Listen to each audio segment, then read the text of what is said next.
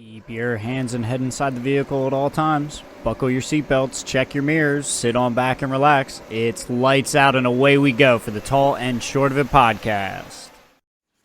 All right, everyone. Welcome to another episode of the Tall and Short of It podcast, coming to you live from the 2022-2023 waiting room. I'm your host, Justin. And I'm Aaron. Welcome back, everyone. Before we get going, I do want to just give a special congratulations to two of our listeners. Shane and Taylor, congrats on your engagement. We're really pumped for you guys. So I wanted to be able to give you guys a shout out here recording before it's actually happened. So I hope everything goes as planned. We are predicting the future here on the Tall and Short of It. It's good stuff. Congratulations, you guys. I hope the engagement goes well. That's super fun. Yeah, super exciting. But wanted to just start off with that before we kind of lead into the episode this week. Justin, why don't you get us started with your rose, thorn, and seed for this week? Yeah, no problem. Very much like my intro. I've been stumbling on words all day. My thorn here. I was at the store. Very nice lady ringing me out. We have a little bit of banter, have a little bit of chat, and she goes and hands me my bag. She says, "Have a happy holiday," and I say back, "Have a happy Halloween." And it just it just melted in my mouth. I heard what I was saying. I immediately just 180, fucking head down, straight out the door. And I immediately started saying, like, literally out loud to myself, laughing, just like, "Happy Halloween? What the fuck are you saying?" As I'm like opening the doors and like waving and stuff. I'm like, what an idiot. Oh, that's Halloween. So funny. We are tripping over words today, man. Yeah, that's why I go through the self-checkout, because on my way out of the grocery store before I got home today, I did the self-checkout and everything, but then I had to grab a 6-pack of beer, so I have to go through a different line for that.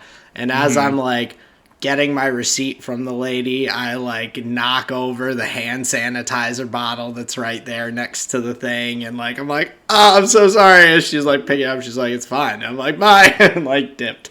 So I feel you on that. So yeah, don't catch me out in public. It's a horrible sight.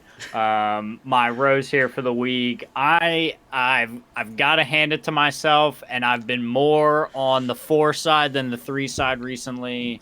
I've been leveling up in Hunt, you might say. I've been having some pretty pop off moments, some pretty clutch moments. Nice. Over the weekend, I was playing trios with Carl and Andy, and we were just having a hoot and a holler of a time. I was put into a 3v1 scenario at Goddard Docks, top left side of the map, and I put those kids in the ground. I have gone back, watched the little highlight clips, and because I like to, when I can, learn if I'm making mistakes or even see what I'm doing well that's working. And so I've gone back and watched it a couple times, and I'm just like, damn, dude, this player is somebody that I don't recognize. It's kind of fun, and the aim that I've been able to gain in the game has been really fun. So instead of being the one going down and putting my teammates in the scenarios, I'm the one more often than not now being able to, save the day, as you would say. Nice. I enjoy seeing the clips that you post on TikTok. They come through, and I saw one recently where you had a mean little snipe with the pistol crossbow doohickey through some sticks and vines and all, and you're like, "Oh, he's pushing me," click, and you're like, "Oh, he's dead." So that's awesome, man. That's always fun. It's a good time. Very cool. 3v1 was just, oh my god, my heart was racing. I was screaming. Anyway, so my seed here for the week, we were watching some Sarah was looking for some new things to watch, and anything that was like right on screen, she was like, I don't know. But you know that hole that you get into where you're just like, what do you want to watch? What do you want to watch? And so instead of going down the hole with her, I just pointed at something that was on screen, and I said, just put that one on. She goes, really? I say, yeah, come on. It was Spirited Away by Miyazaki, I believe is Yeah. how you pronounce his Yeah, great name. film. It was amazing. I have seen like stills and images of the characters, but I realized very quickly, like, oh, I had never seen this film. Oh, that is like a like extremely famous. Like Miyazaki is phenomenal, and that is Yeah. like one of his most highly known and rated films. Like that's a great choice.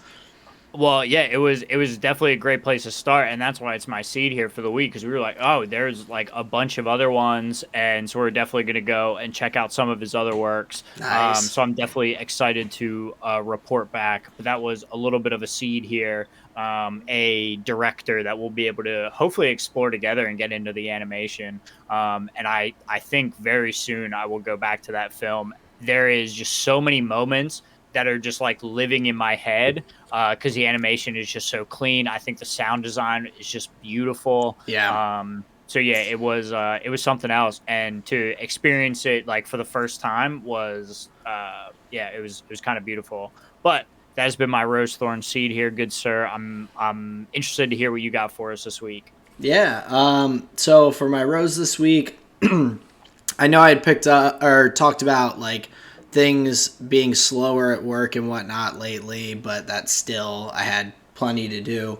But over the past few days, it has like picked up big time, and I've had a bunch of apartments rent in the past few days, which has taken some of that stress off my brain from like, I got to figure out how to get more people in here. Like, I'm not getting enough like people reaching out even and things, and all of a sudden, I don't know, the energies of the world heard my plea and just dropped like way more work than I could handle. but I'm making it happen, and so that was a nice positive to kind of take one of those things that was stressing me off my brain. Now it's just like I just got to do the thing that I've been doing, as opposed to like trying to figure out like how do I figure out how to get people in here. So so that's definitely a positive, even though it is a lot of work. It's stuff that I'm well equipped for. Sure. My thorn for this week, the past few days, I've just been having some mean stomach issues, like just like later on in the evening, because I don't really eat throughout the day because of my medicine, which is normal. But lately, like right after dinner, kind of, my stomach has been just like on mean mode and just like unhappy. I feel like I'm not being able to eat like all of my dinner some nights, where it's just like starts getting funky. And I don't know if maybe I just got a little bit of a stomach, not, well, like, yeah, I guess like a stomach bug, that I don't have any like other things where it's just like my stomach's kind of messed up. But yeah, I haven't figured out why. Colleen and I have eaten all the same things over the past few days. I have no explanation for it. The only thing that I've had different lately is that Lewis Hamilton Monster Energy drink. So I don't know, but Damn. no, I just, it's been tough because I'm like last night I was just like up late, like laying in bed, just stomach twisting and turning and all, and yeah, not ideal. So I'm hoping that it kind of just goes on its own. Well, let me ask you this: have you like, do you take a regular fiber supplement? Um, Not really. I usually eat stuff that has decent amounts of like fiber and things like that, but Gotcha. I don't really do much in the way of vitamins and minerals. So Well, I'm just thinking, like, is it a pain that you're having in your stomach? No, more like upset stomach kind of feeling. Like I don't Okay, like gotcha. slightly nauseous, slightly just like uneasy and all. Mm, So it's just not ideal, and I'm giving it a little more time. If it kind of lingers longer, I'll probably go to a doctor and get checked out and try and figure it sure. out. But I'm Just hoping it's sounds like just you're a little bit backed up. yeah. It seems like I'm just I don't know. It's weird, but Hmm. um, but yeah. So that's been a little pain, but. My seed for this week is Friday is Dog Day, and so I'm just super excited for that new kind of chapter of me and Colleen having our little puppy and everything here, and getting to play with her and see her grow, and just have a lot of good times. I'm already like thinking about all the memories that we're gonna make. So I'm super excited about that, and Nice. looking forward to that very much. So that's my rose thorn and seed for this week. We do have quite a bit of F1 to talk about. I Most wanted definitely. to lead into the F1 talk this week with some wise words from a famed F1 driver, Nikita Mazepin. He put out a little. He offered some words of wisdom to F1 drivers who are going to be departing the field this year. And so he said that um, as you leave, he said at this week's F1 race in Abu Dhabi, it was nice to be here as a guest and see old friends. It got me thinking about words of wisdom I can share with Seb, Daniel, Nikki, and Mick as they get ready to move on. So here's what awaits you in the 5 stages of departing the stable. Stage 1, denial. You'll find yourself driving circles around your apartment building. Don't make the mistake I made. Turn on your stopwatch. It's entirely possible that another F1 team will be interested in your results and you won't have to endure the next 4 stages. Stage 2, anger. You blame everyone but yourself for having to leave F1, particularly the Drive to Survive film crew. You watch the races obsessively and yell at the screen. Stage 3, bargaining. You hold a press conference where you put on a brave face and thank the team principal who fired you in hopes that your cheerful smile and natural charm will get you a seat with a new team. Stage 4, depression. Drink, party on a yacht, sleep it off, gain 5 kilos, repeat on an endless loop. This will not be an easy stage to get through, but your friends will enjoy it. Stage 5, acceptance. Congratulations, you've reached the final Grand Prix of being shown the exit. You stop obsessing about F1 and start thinking about your next steps while keeping yourself in shape and keeping the door open for a return. And then he said, to Seb, I totally respect, total respect to your climate initiatives. I'm sure they will be of great use not only to the racing community. Daniel, I know you'll always keep your sense of humor. I predict great things for you in stage 4, which was drink, party on a yacht, sleep it off, gain weight. And he said, Nicholas, thanks to you, the team and fans can look optimistically into the future. No doubt you'll surprise us talking about, I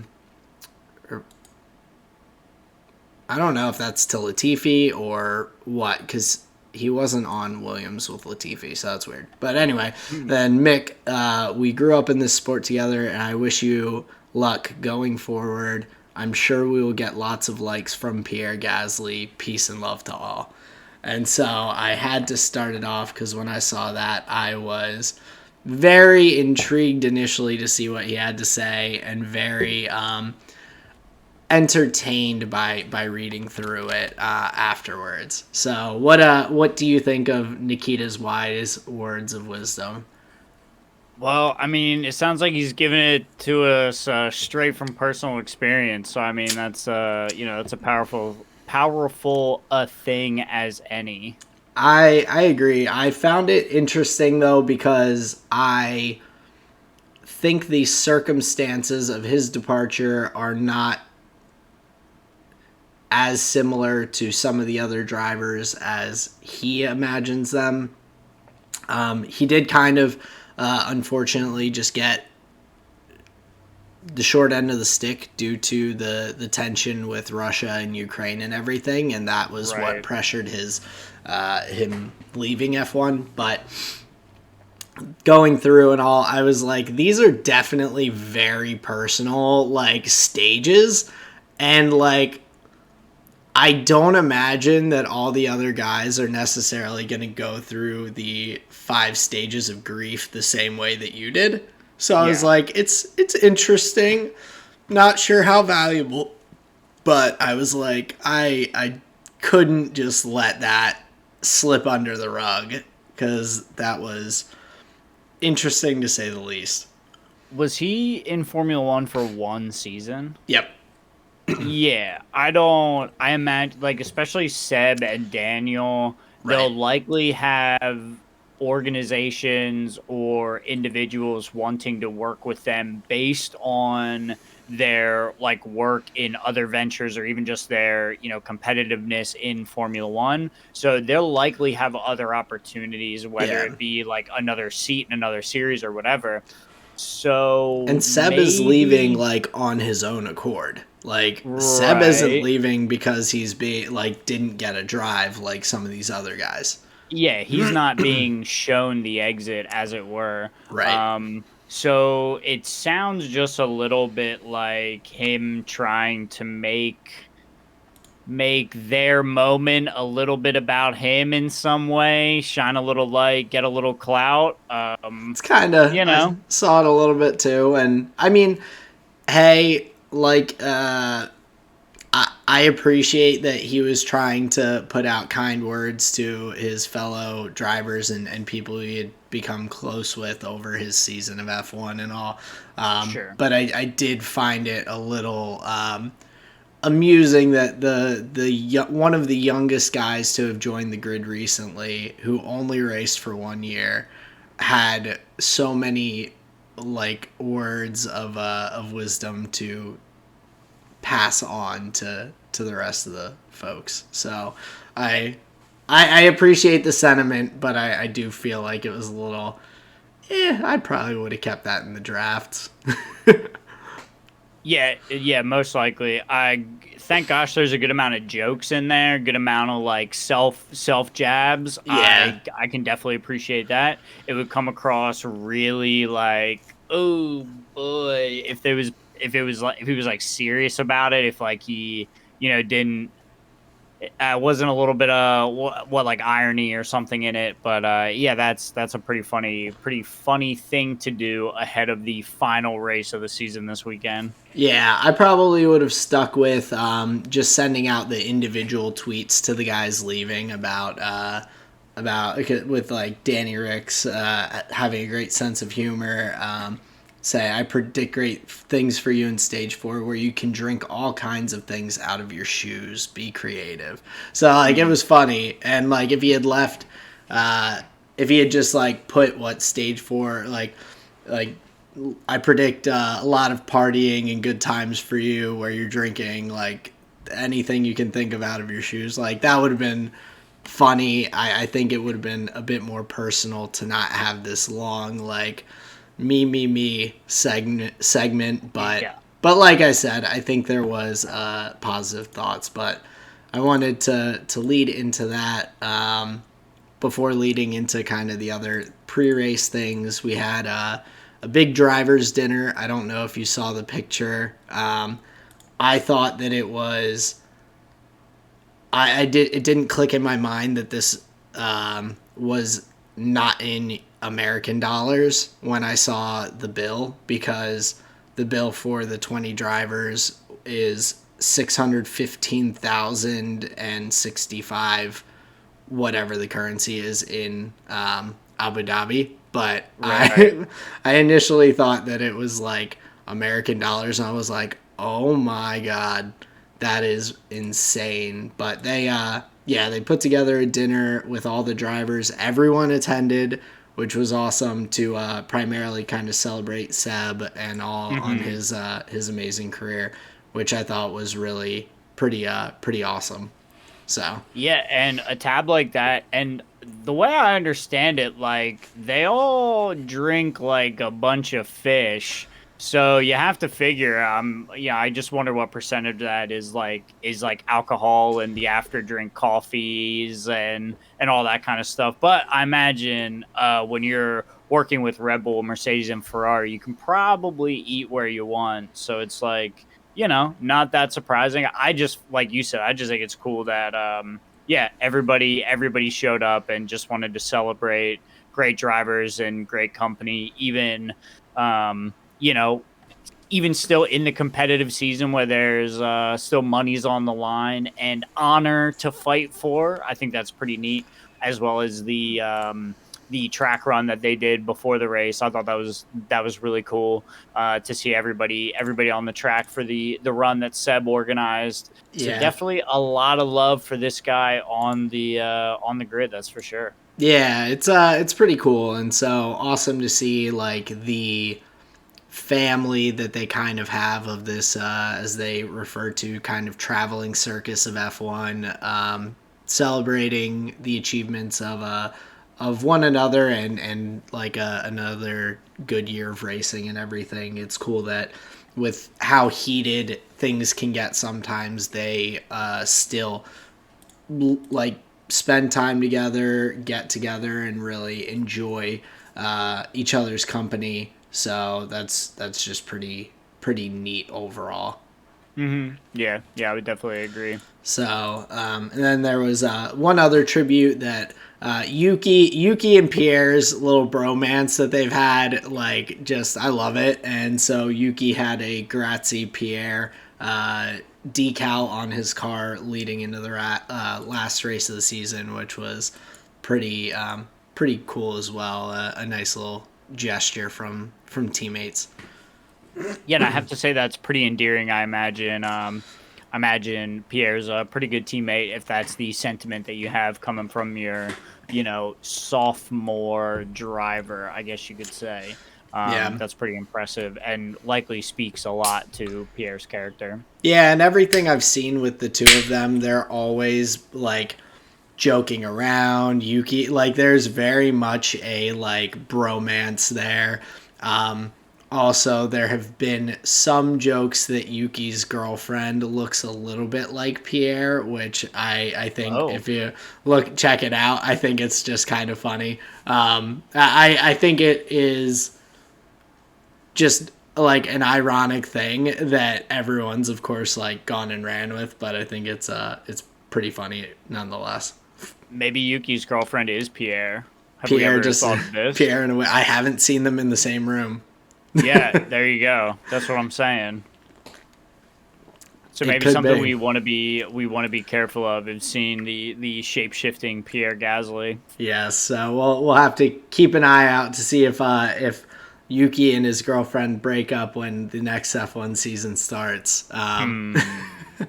But we did have the last race of the season, of course. We started off, though, in FP1. We had some of the young drivers getting opportunities to be out on the track. One note that I had that was pretty cool to see was Liam Lawson put in fifth place drive in FP1 on the hard tires as well. He was only, I think, 2/10 off of Checo in the other Red Bull. And we had a number of the other guys, including drivers who will be on the grid for this next season. We had Logan Sargent, who we'll talk about a bit later with the roster lineups. Jack Duhan, Felipe Dragovic, Pato Award, Pietro Fittipaldi, Robert Schwartzman. So lots of those younger drivers getting those additional opportunities in the FP1 session, which is fun to see. And I was impressed with Liam Lawson's pace that he's had, because he's had some really solid pace at the end of the F2 season as well. So Yeah, and then a lot of laps ran for like you said, that Robert Schwartzman in the Ferrari, and coming up coming up position 7 on that practice session. Obviously, people trying different things, running different strategies. It's not like not a race or nothing, but yeah, coming up 7th on the board. That's pretty good for two drivers that are coming in. That's pretty interesting, actually. Yeah, and it was funny. Liam Lawson had a moment coming into the pits where he almost went past the Red Bull pit box and then swerved in last second and stopped short and had to be rolled into the actual pit box because he was over the radio. He's like, sorry, I'm used to driving further down.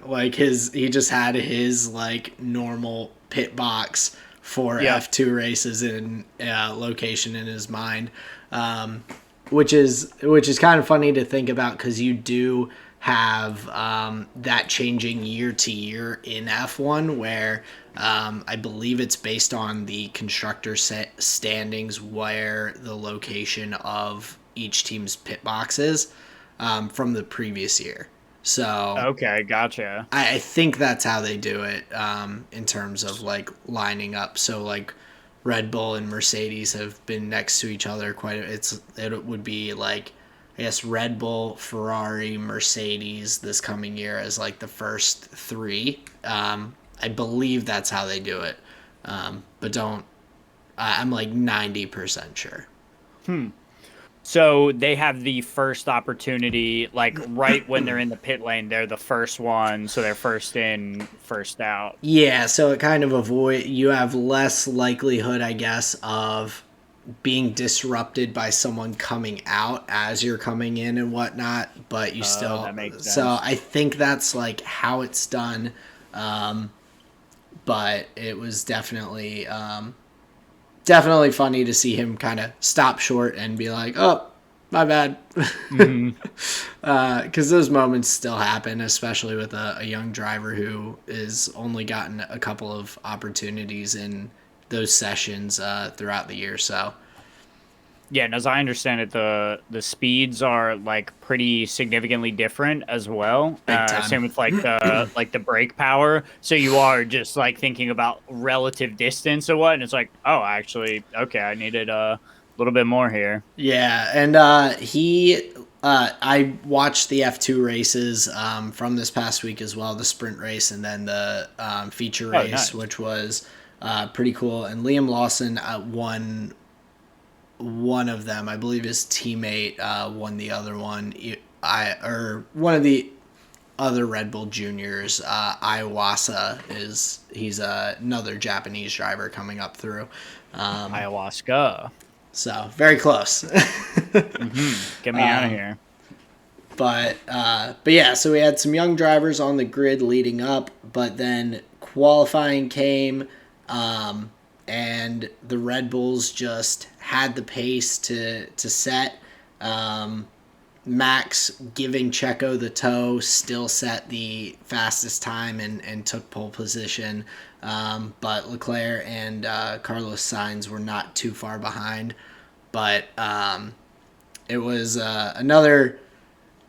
Lewis, when he comes on the radio, it's always interesting to watch because there are so many moments of talking about tires and I think he gives pretty good insight, just you can read into a bit from what he says. And so coming into the Q3 session and everything, Checo put a lap around and and Lewis put really solid lap in shortly after, and he radioed his pit box and was oh, how far are we off the Red Bulls? And they're 3/10. He's 3/10. He was I thought that I just put in a cracker of a lap, and he's and we're that far off. So I think that gives a little insight into, he was man, I drove what I thought was a heater, and it just they're that much quicker still. So I think that just lends itself to a little bit better understanding of leading into the race, I guess, what the pace of the different cars around the Mercedes were going to look like. Well, and what their currency is too, and like the way they think about things. That's like that's a great point. It's a little bit of an insight where they're thinking purely in tenths of a second, and 3/10 to us, that that is a blink of an eye or even less. But he's thinking like, where am I supposed to find that when Yeah. in his mind he hit everything perfectly already, to what his setup allows. That's an interesting thing where like 3/10 is like, oof. Yeah. It like caught my attention because I'm like, oh, that's like interesting. And Mm-hmm. Lewis always, like I said, whether it's him talking about his tires, the graining, even like his attention and attentiveness to what's going on around him and everything is phenomenal. Even if I do give him a hard time about like being a little oh, what was the guy from the show Recess that like tattletaled to the teachers where he's like I can picture him. I have no idea what his name is. Spinelli. Is that I Sp- or no? Spinelli was one of the other. Spinelli, I think, was the girl with the beanie. Anyway, sidetracked. It's funny, like, because I'll give him a hard time about being like, oh, I think he was off in turn, whatever. mhm. But then, like, it does also still show his like attention to detail. Like, if I'm driving a car that fast and everything, and worrying about my own break points and like turning in at the right angle and everything, I can't imagine how focused you have to be and like locked in to be like, I'm doing all these things and shifting and everything on my steering wheel, and I'm also like, oh yeah, and he went outside the lines and all. So it's cool seeing that because he's one of the few drivers who I feel like I get that insight. A lot of the other things that you hear are typically just like more team related or things like that, as opposed to like specifically about his drive. So Like a driver's feeling in the moment about their position on track. yeah, so it's interesting. Hmm. And Lewis, I feel like, I mean, obviously he's probably the goat. I'm sure people would argue, um, Mm-hmm. but also just like tons of experience and everything. So that was interesting with quali, but we had it pretty lined up. Two Red Bulls, then two Ferraris, then two Mercedes, Mm-hmm. kind of going down the grid, and we had a decent race. I won't say it was the most exciting because it wasn't, but it was a pretty decent race overall. What were your thoughts? I guess going into the race, what were you paying attention to, and what kind of stuck out? I guess as you were watching through. Well, I think as far as the top of the table battles, like the one thing that you could say is eh, the I don't necessarily know how much of a gamble it was, but it seemed like a bit of a gamble. The Ferrari tire strategy, it didn't seem like the tire like the way that the narrative was unfolding for the race. It seemed like the tires were not going to be able to hold on for Leclerc, but their plan was to do the opposite of the Red Bulls. So I believe the Red Bulls with Sergio did a two stopper, and the Ferraris did a one stop, at least with Charles Leclerc Yeah. going from, I believe they started on mediums and then pitting for the hard tires. Yes. Yeah, Yep. so that was an interesting call, and I was like, me and Sarah were talking about. We were thinking that the the tires weren't gonna go. I believe it was like 40, maybe like 38 laps or so that he had Mm. left after like his pit position. And we're clueless. We're just, couch racers or whatever. But it was impressive from the Ferrari end where in other races this year, they would have gotten overtaken at the end because they had got the tire strategy wrong. So it was interesting where like so much data had built up to say like, yeah, I don't think Ferrari has this right, but turns out like the interesting thing was Sergio actually had to do quite a drive and actually kind of drive the legs off the car to even get into that P3 position, where I just thought based on the 2-stop, 1-stop, I was like, shit, it doesn't seem like it's going to be. Yeah, well, and that, to be honest, was a huge help to Leclerc from Lewis. Lewis was kind of the key for a bit of that, to us not seeing Sergio and Charles battle at the end, because Lewis held him up for quite a bit. We also saw Seb hold him up because he came out of the pits. Red Bull did not get the pit timing right in terms of finding a gap for Checo. So he came out, gets immediately passed by Seb in the Aston Martin, who is on old tires, and Checo it took him a lap or two to get past, and that was something that probably lost him 2 to 3 seconds.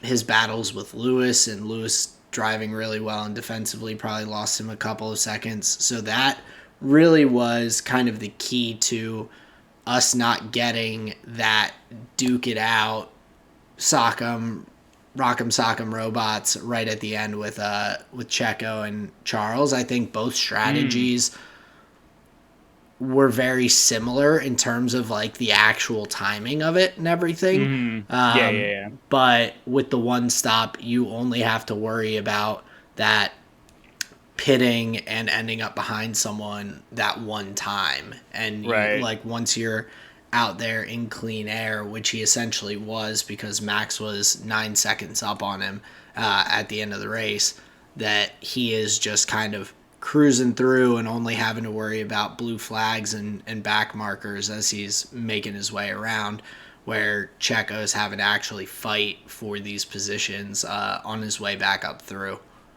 Yeah, that's a great point. Not thinking about the... So you think it could have been worse for the Ferraris had Sergio not gotten held up? Yeah, I think that those 2 points of him being held up, because he only finished... he only finished 1.3 seconds back off Leclerc. So I think we would have seen him end up in a battle with probably 2 to 3 laps to go, where he is on those soft, fresher tires than Leclerc on the old hard tires, and we could have seen some potential kind of duking it out at the end there. But gotcha. Interesting. Okay. But we didn't end up getting that, and that's due to like some really good driving from other drivers racing for points. Lewis and Seb both putting in some hard work. Seb getting into the points for his last race of his career, as we know it so far, which was pretty awesome. And then unfortunately, Lewis, after putting in a pretty good drive and everything, ended up DNFing. So no wins for Lewis this season. Yeah, and that we believe was due to the off, where he kind of like bounced off the curbs, had to give the position back to Carlos. We believe that's where the mechanical failure originated. Yeah. Gets like 56 laps into the race or something, and then they bring him in. So that's big, unfortunate that he wasn't able to finish. But first time in 15 seasons of racing that he did not get a win during the season, which is just an unreal statistic. Like, that is just unfathomable in my mind, because it is so rare for a driver to come in and in their rookie season get a win, let alone potentially their sophomore season to get a win. Like, I'd say most drivers who do win races, I would imagine the average races before a win would probably be in the like 50 to 75 range, most likely. Because I mean, Checo went, I think, like 160 or something before he got his first win. So there's like some people up there on the high side and then some on the low side that probably meet in that middle-ish area. Right. So yeah, that makes sense. I'm curious how many George raced for 3 This is his 3rd season, so it would have been 4th, like I think he had 3 with Williams before. I could be wrong. Let me see. 3 or 4 season seems like a reasonable thing to say. So he's at around 70 to like 80, like 70, like he's at like 75 to 80 races then. Yeah, I would say somewhere in that ballpark. Let's see. Gotcha. Here. Okay, so he, as a young driver, kind of fits that ballpark. 4th season in F1. Okay. So yeah, probably about 2019 2019, 21 races, 16 or 17, so 38, 82 races before he got his first, or 82 races now, so I guess it would have been like 80 races when he got his, or 81 races when he got his first win. So yeah, very good. That's yeah, but then of course some drivers never do, so that's just an absurd stat for Lewis to go that far into his career, never having a season where he didn't get a win. Like, that's just super impressive. So, but yeah, obviously he's just like big slumping here. We should just get him out of the team. I don't know why they're signing contracts. It's the old age, man. Yeah, he's out of here. Would you say he's past his prime? I definitely passed his prime, in my opinion.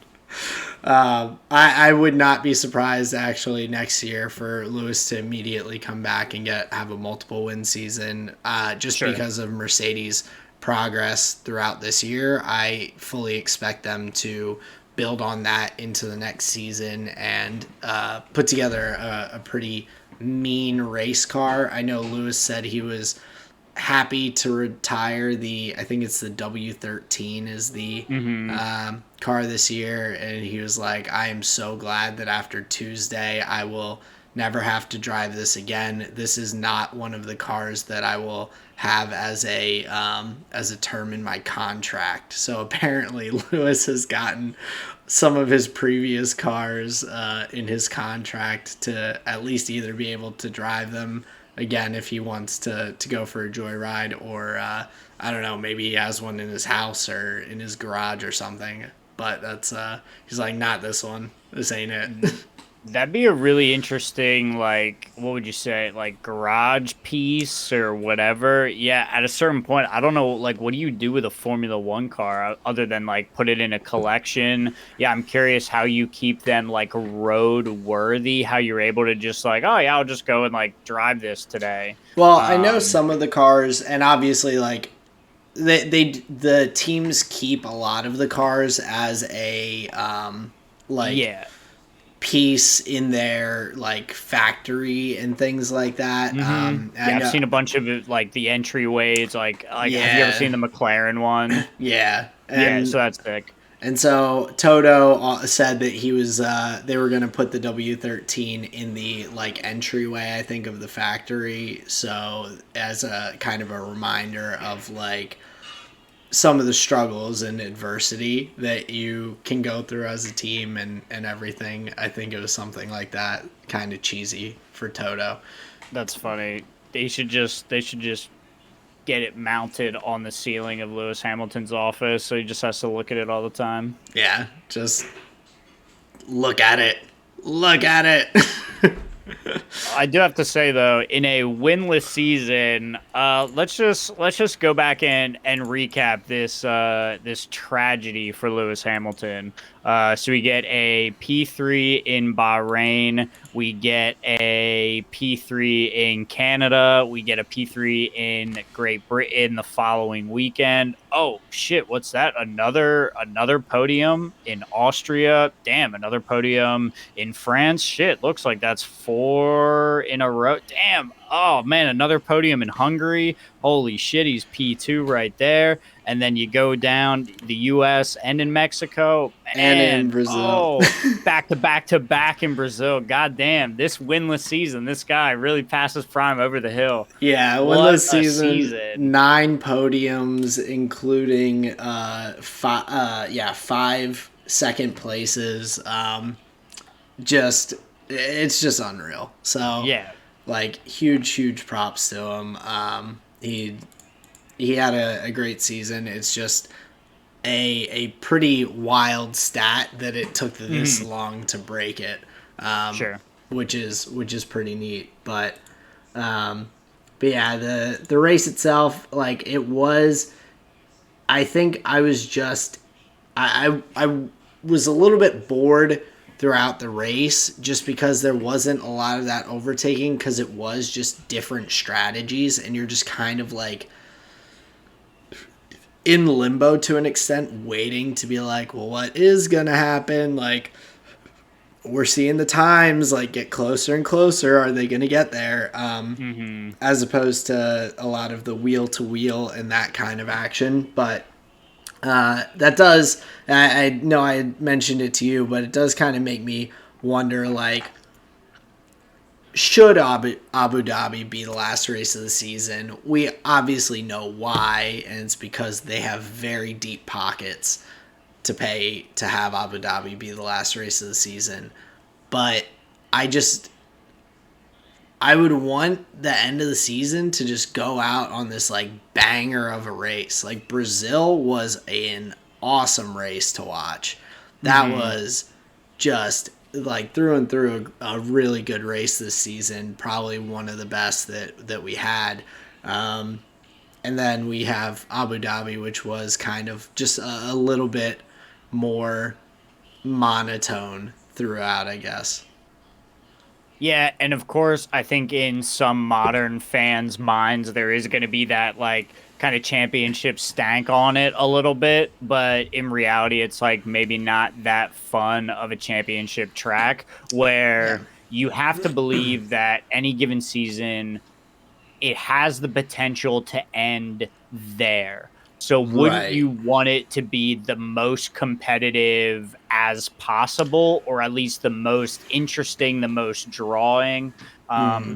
And I'm not sure what that track is, and maybe that track is different for every viewer, but you could likely hit that 70% mark where you make a lot of fans happy where you're like, oh yeah, this is the kind of racing I want to see at the end.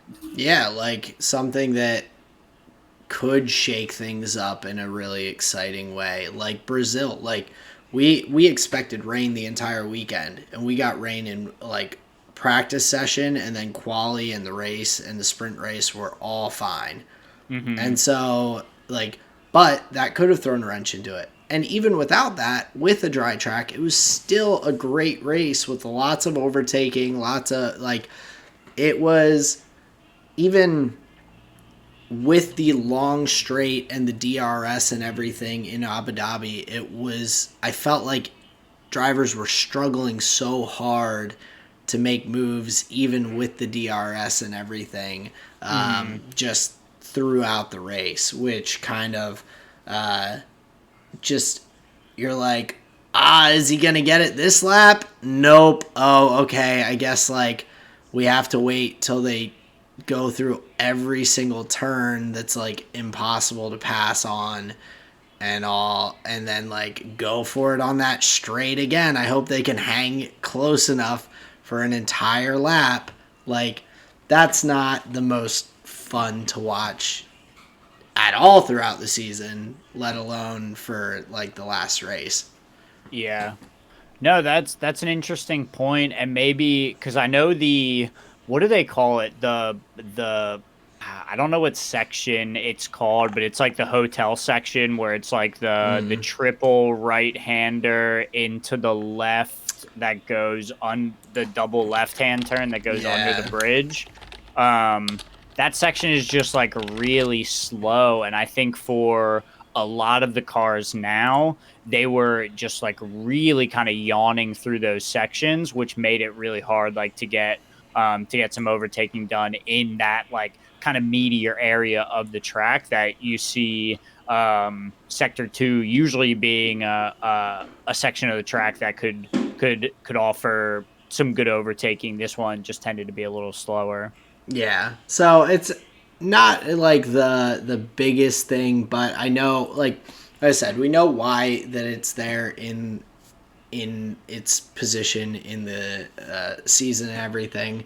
It's So warm and they throw a great party. it's warm. They throw a great party. They have a great place to eat dinner for all the drivers. All of those, just phenomenal must-haves for the end of the season. So My miss, what a beautiful set of eyes you have. It's that kind of thing. yeah, I I think that there are better tracks. I don't imagine it changing anytime soon. But it is something that I'd be curious to see what F1 does about it, because I think right now we do have so many people who are newly joining the fandom of Formula One from Drive to Survive, from additional races in the United States that are putting it on our radar more, and just like the growing popularity internationally. And I would imagine that at some point that will kind of cap out, like there, or at least for the meantime, that like it can continue to grow for a bit, but at some point it has to plateau a little bit. And when it does, if we're not getting as many new viewers and everything, and then we're seeing it go through the season, and then that stays, and at the end of the season, I would imagine that the viewership numbers and things like that will start to just drop off at that point, from people being like, like, look at the standings. Are things pretty locked in? Okay, like, I probably, like, it's fine if I miss that one, kind of thing. Gotcha. Because that is something that they have to think about. They have to think about the marketing, and the viewership that they're getting, because that does support like the racing and them being able to continue being successful as a sport. Yes. Yeah. So. And if you're not putting on the most exciting race, like right there at the finale, yeah, man, like what else are we doing here? Or at least giving it the opportunity for it to be an exciting race. There are times where you're at a really good, fun, exciting track, and it still could be a stinker of a race where there's just like not that much going on. But for this, I'm just like, I feel like it could be improved upon, but we'll see. But also, being the last race of the season, what were your thoughts on the beautiful pirouettes, the synchronized spinning from Mick and Nick Latifi? I thought that was kind of funny to watch, looking back at the replays.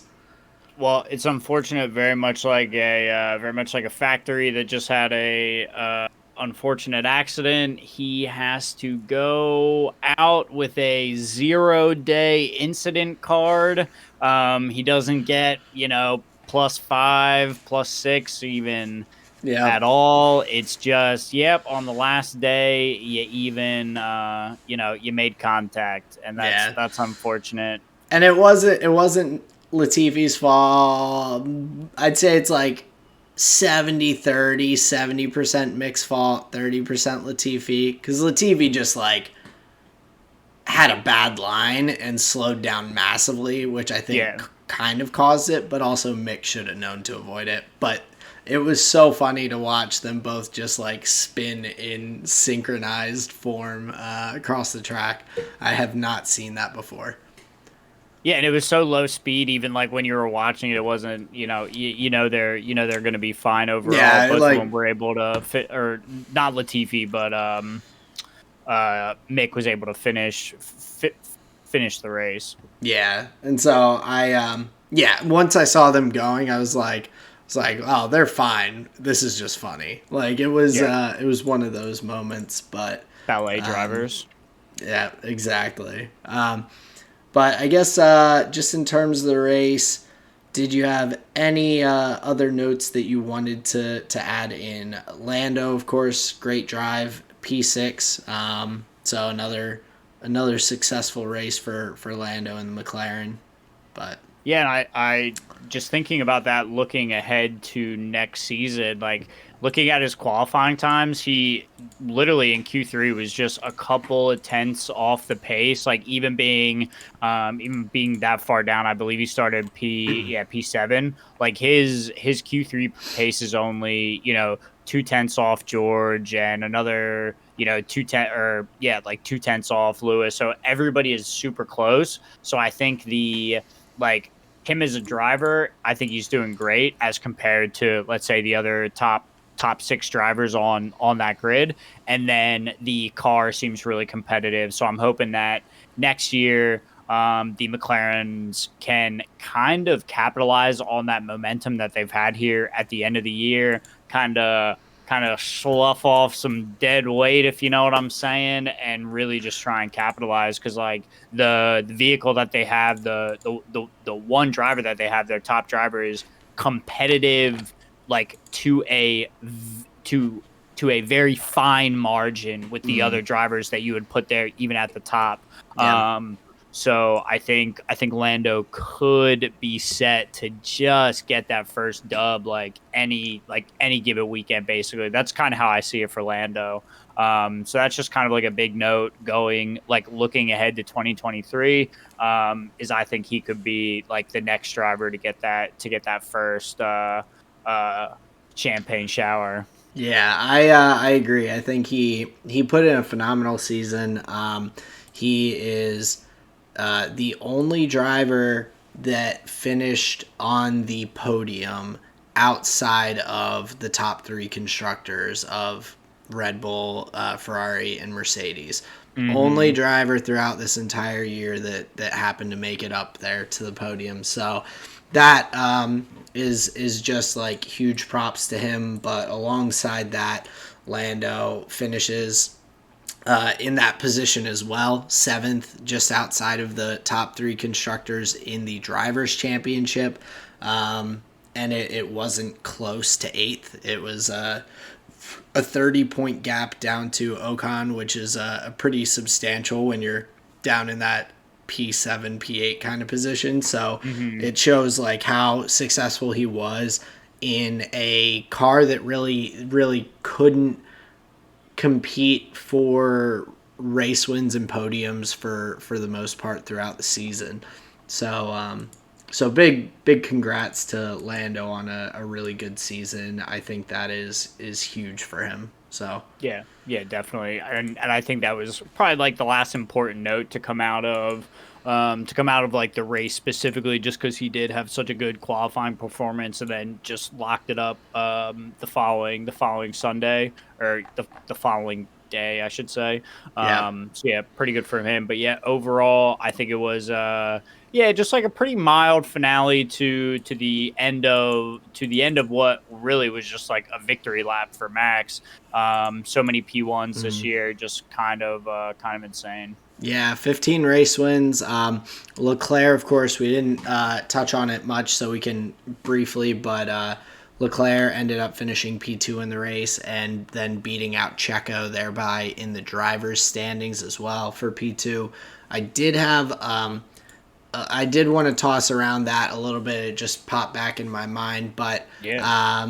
there were some folks that were, and they talked about it briefly on the broadcast, but talking about Max's kind of obligation to Checo and everything in terms of holding up Leclerc, giving Checo an opportunity. I felt like Max kind of did his best at helping Checo during the race, especially early on. He broke that DRS from the rest of the group and pulled Checo along with the DRS for a decent bit in the early goings of the race. At the end, Max is on a different strategy than Checo, and he is 7-8 seconds out in front of Leclerc. I think it would have been pretty poor.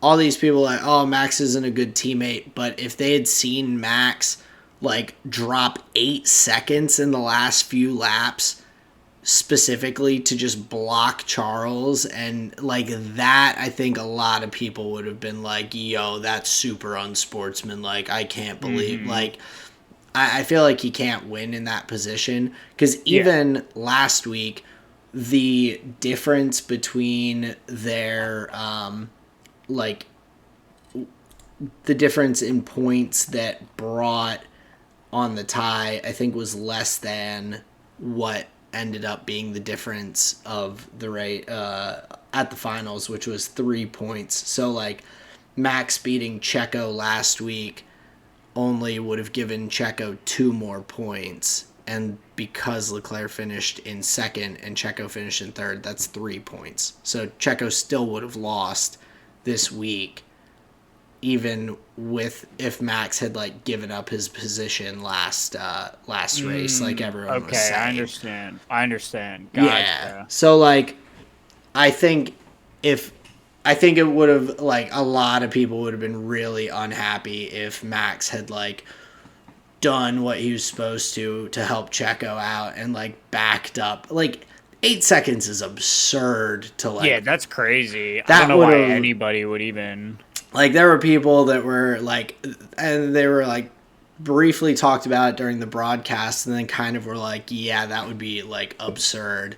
But there's still people online that are like, he could have helped Checo more. And it's like, but could he? No. But could he? Ship sailed when Vettel, like, was just, like, right on his ass. Right. At the pit. Like, and they got a great pit stop there. Yeah. That was bad decision making from Red Bull because they didn't have the gap. Right. And the symptom was an 8-second lead from Max that, like, what am I supposed to do, bro? That's not, like, my problem. Yeah. So, yeah, I think it just got too far out of reach. And, like, yeah, that likely probably wasn't even remotely close to part of their strategy after, you know, a certain amount of boxes get ticked where it's like, yeah, that's not in our race anymore. Right, exactly. Yeah. And so fans don't see that. They don't see the long game, dude. They don't understand context. They have no clue. They've got no idea. Yeah. These freaking backseat couch drivers. What the hell? That's why you need to come to us for all the knowledge. Exactly. Same as you. Exactly. But we're the same as you, but I am like freaking head deep into F1 Twitter to hear all the drama and gossip and chat. So there you go. So you get it straight from us, but also I get to throw in the tidbits of spice that I see. So just like sprinkle that on there a little bit. And so with the Drivers' Championship wrapping up, another ridiculously crazy stat was that this is the first time in 16 years that neither Seb or Lewis finished in the top 2 of the World Championship. So in the past 16 seasons, one of those 2 guys was in the top 2 every single season. Yeah, so this era has been just dominated by like a couple of drivers. Yeah.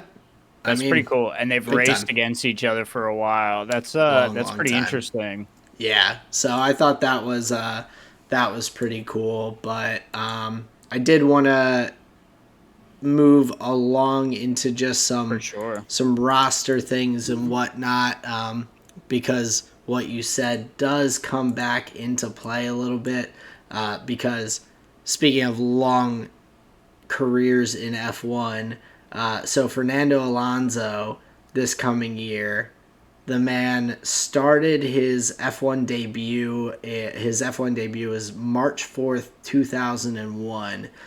And there will be a driver on the grid named Oscar Piastri who was not born until about a month after Fernando Alonso's F1 debut.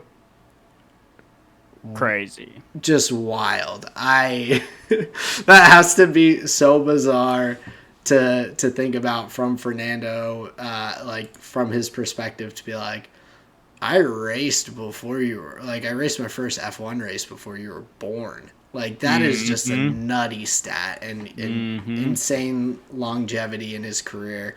So another one of those guys that has been part of the past couple decades almost of domination.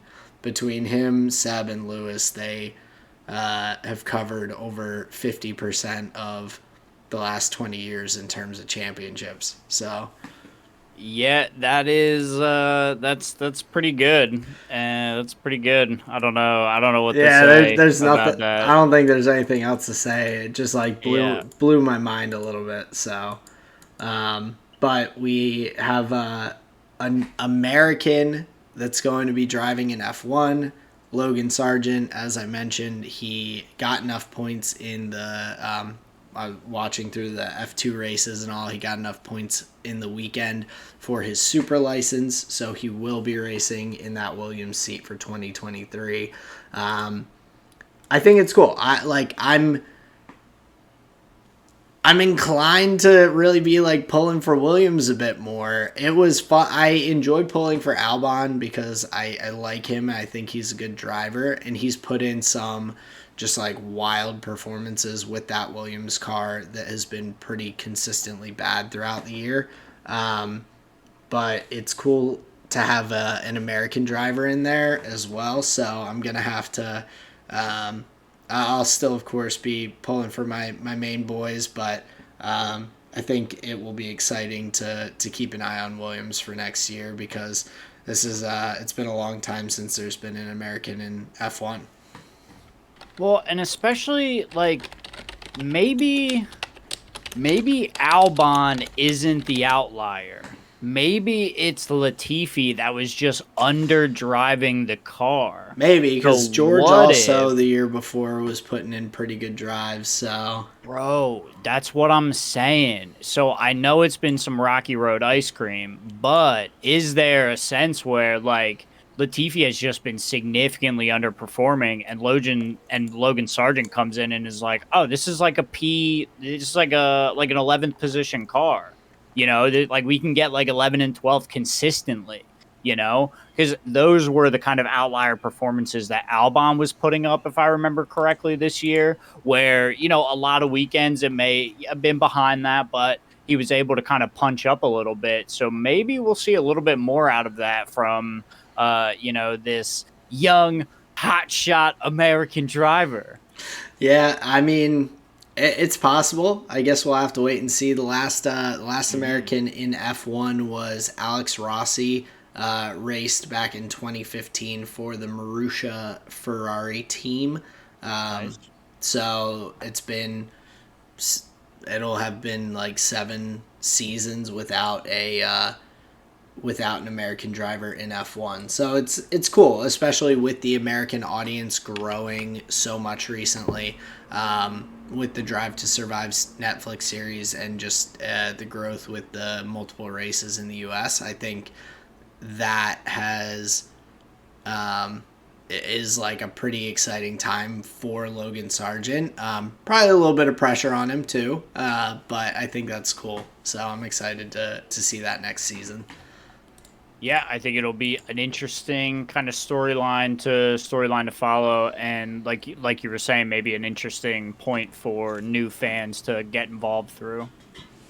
Yeah, they'll have a guy to pull for if they're looking to kind of pick the home crowd boy. So before quickly moving on to a better and stronger team when they don't want to watch the boy lose. hey, you never know. Like you said, maybe Latifi was the outlier. I saw Matt Gallagher from the WTF1 crew was saying that it was. He said tweeted something like, "It's amazing that every time I look at Latifi's timing on the screen, he's dropped another 3 seconds to P19 or something like that." And it's like, yeah, he just doesn't. He does just kind of stay in P20 unless there's DNFs and just can't quite climb up there. So maybe this younger driver, Logan Sargent, will be able to come in, learn from Albon a little bit, who has now some experience in multiple different teams and cars. Yep.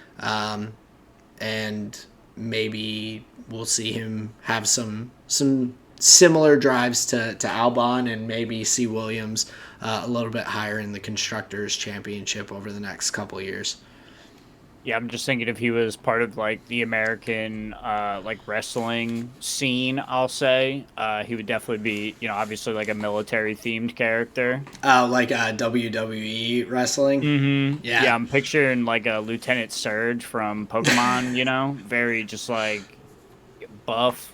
Yeah. Kind of military, but also like kind of like karate studio. That's what I thought was really cool about it. It was like I think it's called like a gi or something. Yeah, you got it. I don't know the outfit, the gi that they would wear, but it would have like the, you know, like colonel patches and stuff. He was like, I'm a military man, but I like to be relaxed for combat. There you go. And it's funny because like Sergeant, obviously a military rank, but also Lieutenant Surge, similar. Sergeant Surge, it's close. So I see see why it pulled your mind that way. He could be that for Halloween. There you go. Oh man, we're just locking it up. Oh man, I stumbled. I looked for a segue, couldn't find it. That's all right. It's one of those days, it sounds like, which is not a big deal. But the other contract news that we have been waiting to officially be announced for months, almost years, it seems. But Daniel Ricciardo is the. I love how F1 announces it. They say Daniel Ricciardo joins Red Bull as third driver for 2023. And it's like everyone else that like they're like, oh, they're the reserve driver. No, Red Bull third driver. Like as if he's going to be just able to start P21 every race and see how it goes. But yeah, Danny Rick's back in Red Bull. I think I have to buy Colleen some merch now because I can buy her Red Bull merch, and she also loves Danny Ricks because he's cute. So, dude, that's rough. I did the same thing for Sarah. You know, she was like, "Oh, I like Daniel Ricciardo." She gets the jersey, and then dude shits the bed, and she just like stopped wearing the thing. She's like, "Oh, this sucks." They love him for his personality. Yeah. No, I hear that. It's it's pretty brutal. But either way, then she'll have some Red Bull merch, which I can't complain about. No, you got to definitely support the Red Bull squad. Yeah, so I'm a fan, but so that way I don't have to like be watching races with her on a Sunday morning and look over and she's wearing like another team's jersey. So I'll take it. But I think that's all the F1 that I had. That's the end of the season. It's been quite a season. A lot of ups and downs. Definitely a different kind of plot and storyline than we had last year, with the big battle up front between Max and Lewis. But nonetheless, it was another fun one, and I'm already itching for next year. Yeah, like I said right at the beginning, 2023 waiting room, man. It's very, very apparent how much it will be missed. Obviously, it's like a big part of the weekends now, and So yeah, it is just gonna be a long winter break, but happy that all the teams get to, unwind, refresh, kind of reboot, see their families, and like just enjoy time off of that grind, because it sounds like quite the thresher to be in. Next year we've got 24 races. They're adding Miami plus, I forget what the other Las like Vegas is added. oh, what did I say? You Miami? said Miami, but I think Miami might be next year too. Yeah, I think it will be, and then they're also adding the Las Vegas one, but I don't know. I don't know what else got added because Miami was on this year as well. We had Yeah, 22 so this year. well, and so unfortunately, I think one of these is going to come out. So China, because of their zero COVID policy, I don't think we'll have the race in Shanghai that we're expecting. So we'll see if Gotcha. anything gets slotted in there. But we have Miami added on. We have, let's see, I'm just like skimming through. Qatar was added on. Gotcha. That's the low sail circuit, correct? Yes. Gotcha. And Okay. Las Vegas was added on, um, Gotcha. which I is was excited to see Suzuka back on the calendar for next year. I'm me definitely too. going to do that better. Like I said, I planted the seed this year. I'm going to take a nap. I'm going to take a nap and not Yeah. try and fucking just stay Oh, up like an it insane person. it didn't work out this year for me just because I had to drive Colleen to the airport at like Hmm. 5 a.m. So I'm hoping Yeah. I'm gonna tell her I'm giving her a let's see, a like 10-month heads up. There you go. No flights on the morning of September 24th. No flights. Not No allowed. flights. So I'll probably join you, nap, and then be up for the race. So that'll be a fun one. But Hell yeah. lots of F1 ahead of us. We're starting to now get into the off season. So I did have just a brief off season League of Legends note before we get into a little bit of Magic talk. But we had the 100 Thieves roster kind of teased. It's not official as of yet, but it looks like the lineup is going to be, as of right now, Tenacity in the top lane, Closer in the jungle, Bjergsen in mid, Double Lift coming out of retirement into that bot lane role, and then Busio for their support. So after TL kind of scrapped their high high cost expensive roster, Bjergsen is over there joining 100 Thieves, it looks like, and then Double Lift coming out of retirement, another exciting thing. I think the Bjergsen Closer duo in the mid jungle duo will be very competitive throughout the league. I think that'll be a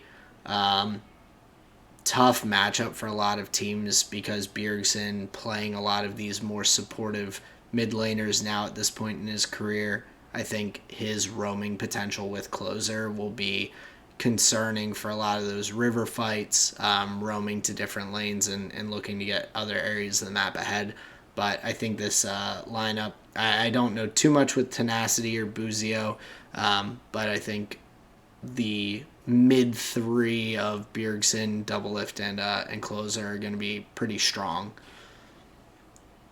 Is that just based on historical data? Like, I haven't seen any scrims. I haven't No, seen yeah, any just historical data. I mean, Double Lift seems to have continued to keep up, like just his playing, like yeah. lots of solo queue, playing ranked games. Like it doesn't seem like his skills have just disappeared. We'll see. It might be similar to Bjergsen, where he's still towards the top, but not the best in NA any longer. But I do think that having a strong, consistent player in that role will be a good thing for 100 Thieves.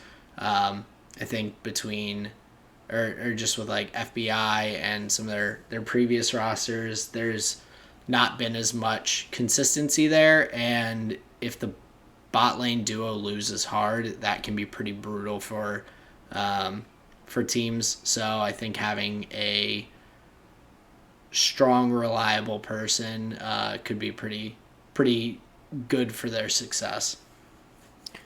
Yeah, and like a strong voice, maybe they're looking to like change up where their like their in-game leader role is. I don't know exactly the setup from 100 Thieves, but if I would have guessed, it was likely Huhi and Closer doing a lot of the shot calling. I would imagine. I'm But surprised that who maybe he is going, to be honest, because mhm. Busio is an academy player that they're coming up, um, but or that they're bringing up. But who he has been like a really solid support since his role swap.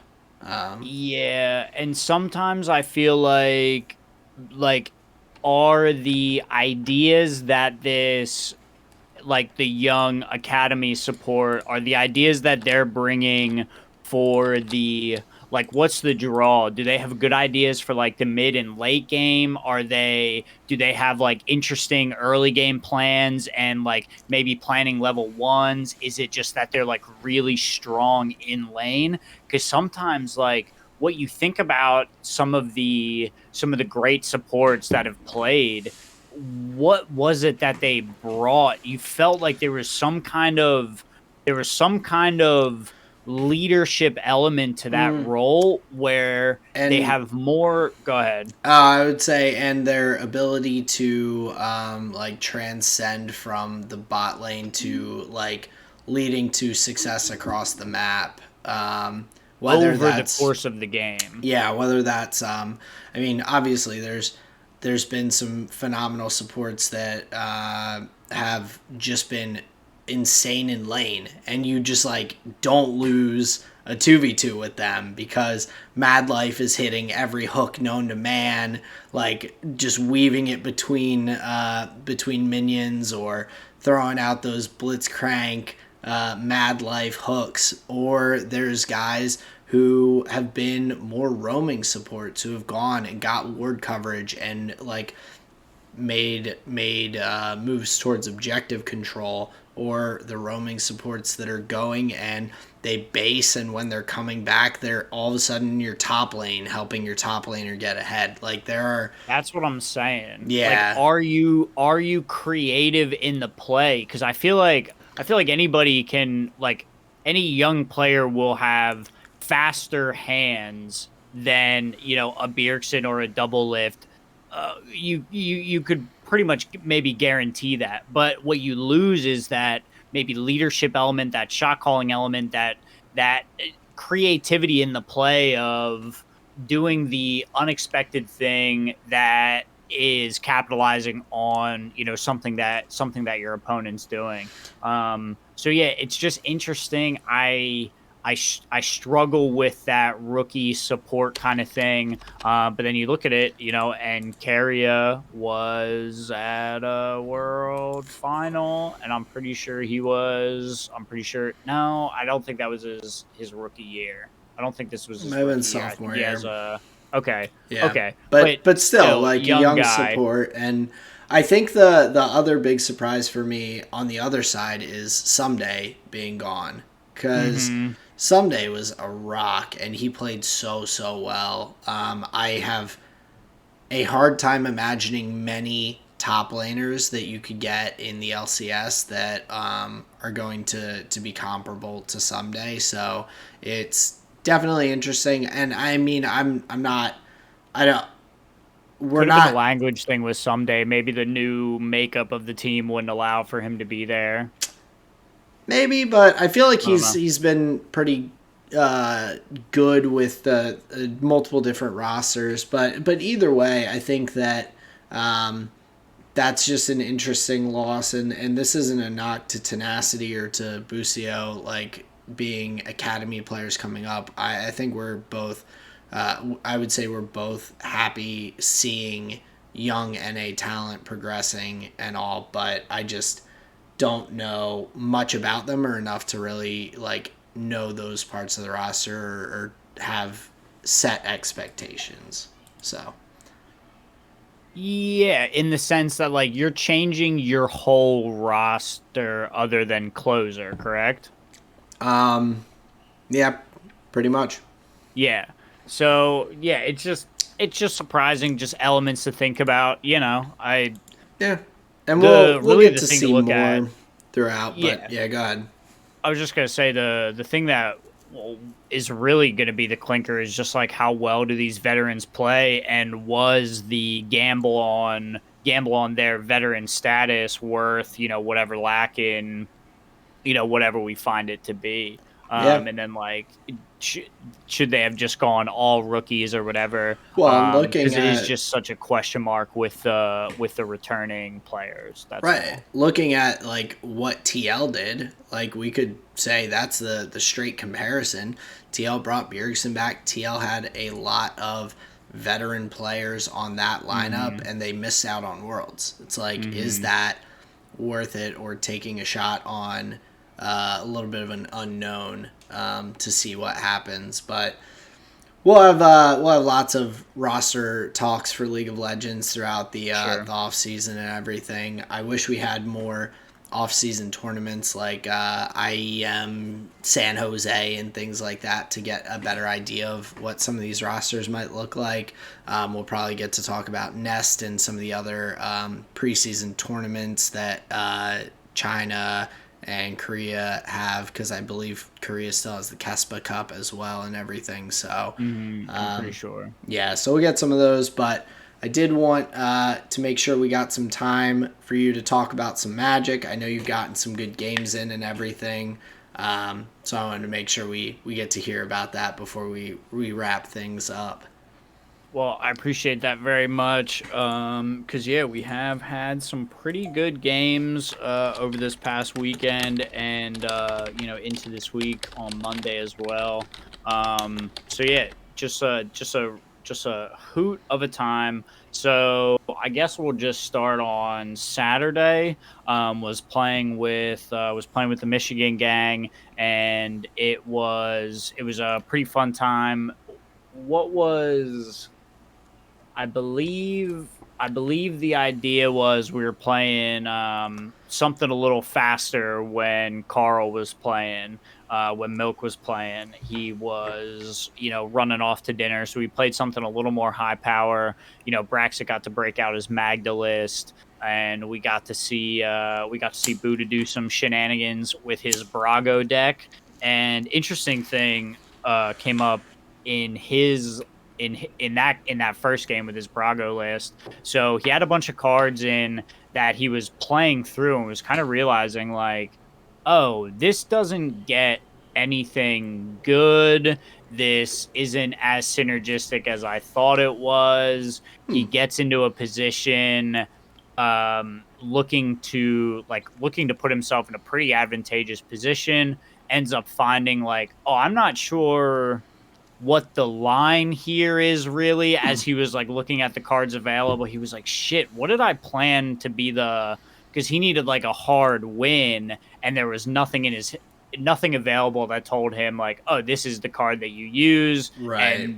and it's over. So he was like, man, I think I've got to retool this and just put a hard stop to the game in. So that was an interesting thing to come to. It was funny to see, not funny. Well, I mean, not funny, haha, but funny, like interesting. Like, Yes. yeah, I get and you. and also the some of the pieces that ended up being not as synergistic as he may have once thought. I think it just speaks to like the evolution of deck building, and the plan that past you had about this stack of cards is different than now. When you look at it, your ideas about Commander and what this deck could or should be are like going to be different. And then that play experience is different. So it was just interesting to see him like kind of uh maybe replanning a new direction, or figuring out like, okay, I need to add some of these cards in, take this out, this isn't doing much, Yeah, beep boop, beep bop, beep boop, you tinker could tinker, see do the that whole wheels thing. spinning in Yeah. his brain. Hopefully, no Yeah. smoke coming out of the ears, but Not that I saw, but I can't confirm. So that was fun, just like to see kind of like the tinkering going on live. I think ultimately that's what we're getting at. nice. um and then Milk had to split, and so then we got into some games of three Mander, and boy howdy, I played my black blue artifact deck and just went off to the races. There's a card in the list called Tezzeret, Master of the Bridge. He's a planeswalker that cares about how many artifacts you have on the battlefield and will deal damage to your opponents equal to that number. Over the course of the game, I was just racking up the artifacts that I had on board. I had a bunch of Thopters. I was tagging them in the air, so I was whittling down the health. And I got to land this Tezzeret Master of the Bridge. I Zorched them for like 33 damage each. Whew. It was beautiful. It was beautiful. I was literally, and they wouldn't have seen this, but behind the scenes, that like I drew that card kind of like off turn, and I was just like, just very silently, like to myself, just like, yes, That's that was awesome. like, that card was kind of like the reason I put the deck together. I wanted that card to have a good home. And so to see it finally hit the table and like just fucking flatten the game was like very sweet. So I was super happy about that dub. That's awesome. Especially Yeah. like even there are plenty of times that you have the cards in hand and they just get shut down by someone else's like counter spells, Exactly. or like someone just ends before you have like the last, you're like, I got the card, I just need one more mana out to like get Right. this thing out there, and they're like, I'm ending the game. And you're like, Mhm. oh.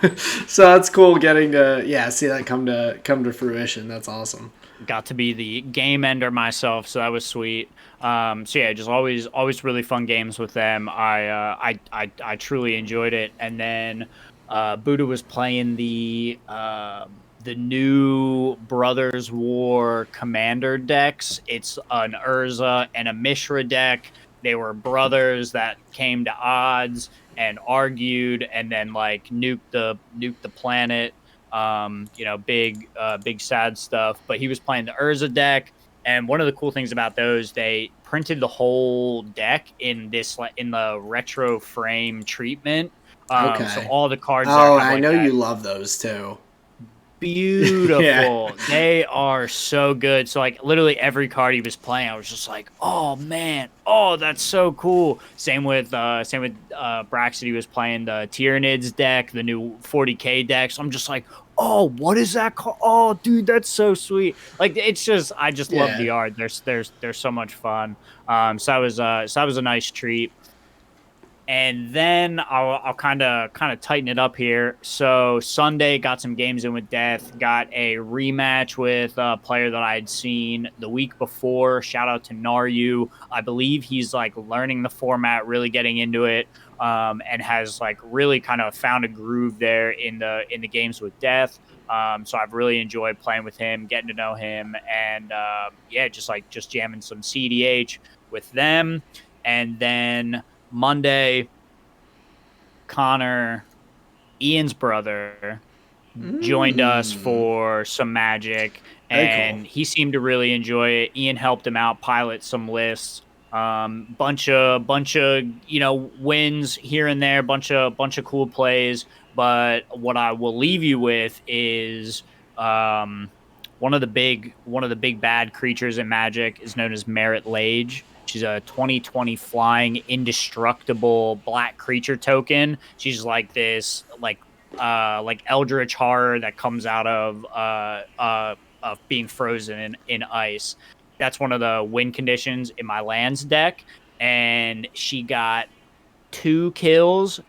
Count them, two victims, cracking them in the face for 20 damage. Feels so sweet, and just saying bye bye, That's just cracking awesome. them right in the head. Claimed 2 victims, wasn't able to take out the third. So I did not win that game, but I came mighty close, and it was a really fun way to do it. And so that's another on Mary Lage's little belt that goes around her slimy eldritch body. She's got 2 more notches. Beautiful. I love it. Yeah. So That's that pretty was sick. those are my recent Magic games. It's been a blast. So I just want to say thank you to everybody for playing. GG's. Yeah, shout out to Connor too. It's one of my friends from growing up, and so it's cool that you are getting to invite him into play and everything. I'm not surprised that he's like getting into it now, especially having Ian to kind of coach him through it. So Sure. But yeah, man, that was a lot. Give me your flavor of the week here. Let's get these people out of here, and let's get you to the wedding. proposal. But Oh, for my food this week, so my family came down this past weekend for my brother was running the marathon. So my apartment is close to the route, so his in-laws, my folks, my sister, her fiance, just the whole gang's down here.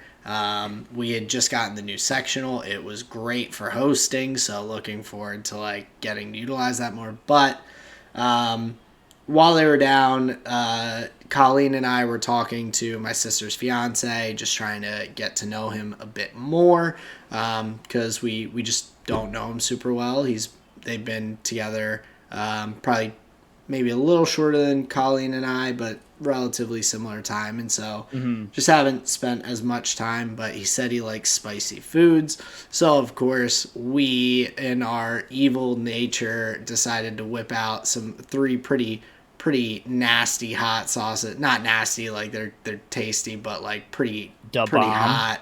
We didn't bring out the bomb. We have it. I don't want to give that to anyone because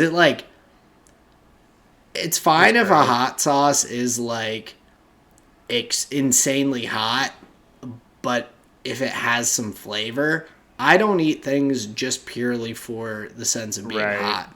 Right. It's got to have some flavor.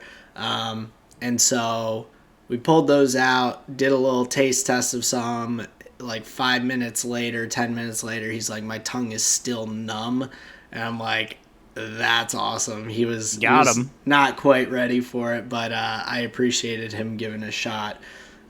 But we also have the hot sauce competition coming up this weekend with Colleen's family and all that they do yearly. So we've got some good options for that. Nothing that's just like insanely hot. We've gone for a lot more flavorful stuff this year. Still spicy, habaneros, a little bit of Reaper here and there, but mostly flavor based. And so looking forward to that. So that's my food, is the hot sauce. A lot of that going on.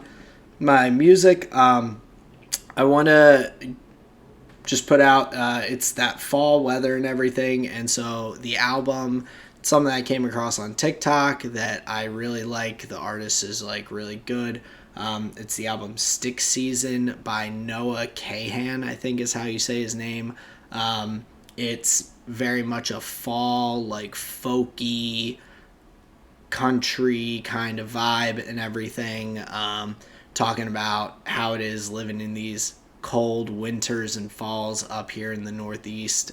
Sure. I think he's from Vermont, so I've jammed to that a bit. Fits the time of year pretty well. And for my visual medium, so Justin, I think you'll probably get a kick out of this. So I've already started to go through the stages of grief, like Nikita Mazepin was talking about, with the F1 season being over. So for the last 2 nights, I watched the first 2 races of the 2016 Nico Rosberg World Championship season. So I watched Australia and then Bahrain. So I have already dove in on finding ways to keep F1 in my life. Just reliving other years of it.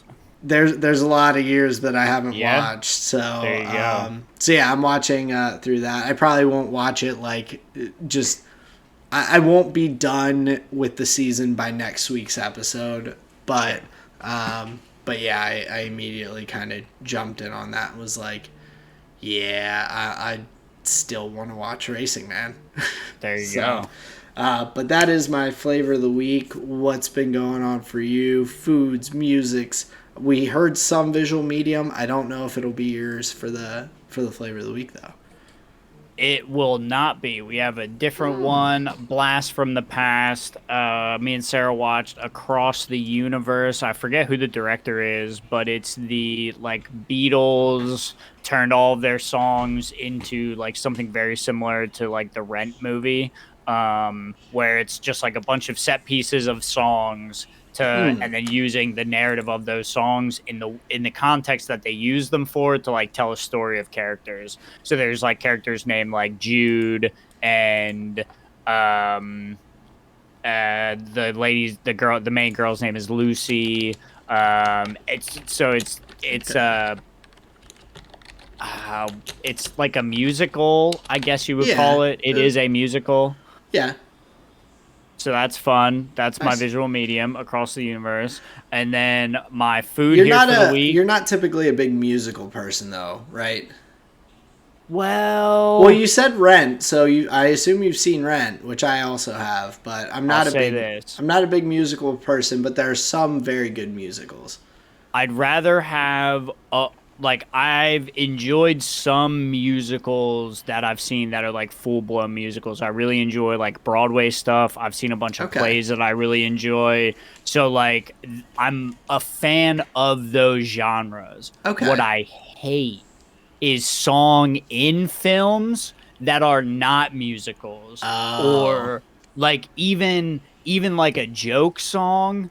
It's like, get it out of here. And you're not talking soundtrack, you're talking about the characters actually singing. Right. Like I am just a like filthy movie C word, but like that's just not for me. I gotcha. But I do enjoy like a straight up musical where like that's what we're supposed to be doing here. But Nice. I don't want to be like laughing my head off and then all of a sudden like people start singing. I'm like, wait, what are we doing here? I thought we were having a good time. Gotcha. Okay. Yeah. So Across the Universe? Across the Universe, yeah. It's just a great one if you like the Beatles music. Nice. I'll have to check it out. Nice. My food here for the week, homemade chocolate oats and chia. It was something that we would get. The brand name was Bakery on Main Street, and Sarah finally, I shouldn't say finally, not like I was like putting a gun to her head or whatever, but she endeavored to make it herself. She used white chocolate and just a bunch of the same ingredients, and it tastes way better obviously than the bagged stuff. So now she is forced to make that now and not buy it. She has to make it homemade. There you go. But yeah, so that is just amazing. It's such a tasty little snack, so I love it. And then my music here for the week, Solo Acoustic Volumes 1 and 2. We were listening to it while playing Magic, and it does have that folky kind of vibe that we love. So Jackson Brown was my music here, flavor of the week. But that is all I've got for you, sir. Perfect. Well, that's awesome. Well, that does bring us to the end of another episode, the end of the F1 season. But as always, thank you everyone for listening. We really do appreciate you taking the time out. Of course, find us on Twitter at Tall and Short of One. Check us out on YouTube, Spotify, Google Podcasts. Reach out if you have your flavor of the week, or you just want to give us some input on the podcast. We love to hear it. But that's all I've got for this week. Yeah, just tell your friends that we release new episodes every Thursday. Thank you so much for listening. Thank you so much for joining the conversation. This has been another episode of the Tall and Short of It podcast. Peace out, everyone. Later.